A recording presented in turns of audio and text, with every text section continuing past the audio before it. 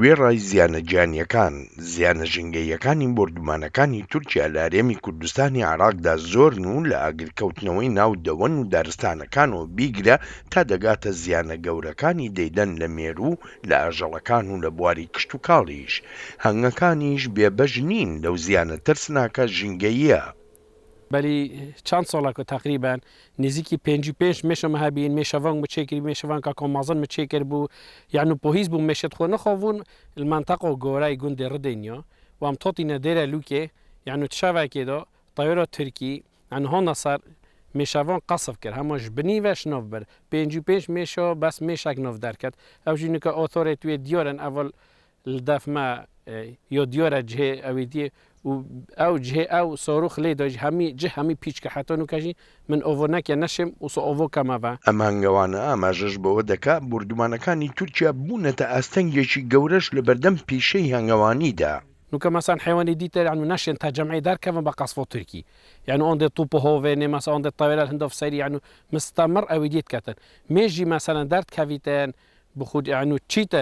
تشيتا اوقوري مثلا مستمر اف قصفاتي تاكرن يعني ميجي درستوي نشت شولي خوب كات اون ميجفون نشن مثلا گشته ميشي بكات هوفيني بتا زوزونو ميشو خوب چرين وقتی هنگويني كو هنگوين هابيتن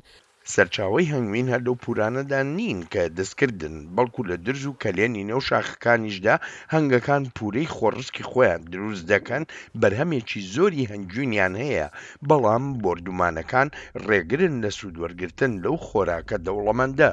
الظروف الراهنة في المناطق الجبلية ڕەوشی ئێستای ناوچە شاخاوەکان و بەتایبەتی شاخەکانی مەتین و گارە وهای کردووە هەنگەوانەکان جێبێڵن و ڕووبکەنە ناو شارەکان بۆردومانەکانیش بوونەتە مایی سووتانی شاخ و گوڵەکانی هەنگەکان سوودیان لێ دەبینن ئیتر ئەمانەش وهایان کردووە بەرهەمی هەنگوین لە شاخەکاندا کەم ببێتەوە.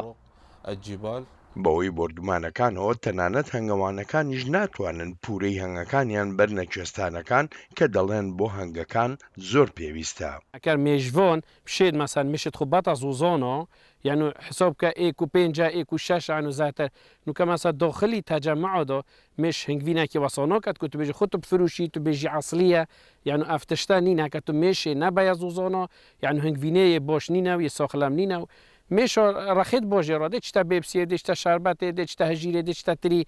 يعني هنگوينا كي ساخلم نوبي بۆردومان و کردەلەشکریەکانی تورکیا لە ناوچە کوردنشینەکانی سووریاشدا بوونەتە مای زیانلێدانێکی زۆری ژینگەیی بەهۆی سووتاندن یا لە ڕێگەواڵکێشانی دارزەیتونەکان و سنەوبەرەکانی ناوچەکە و چەندان کاری تری دژە ژینگە. بەڵێن ساڵح دەنگی ئەمریکا.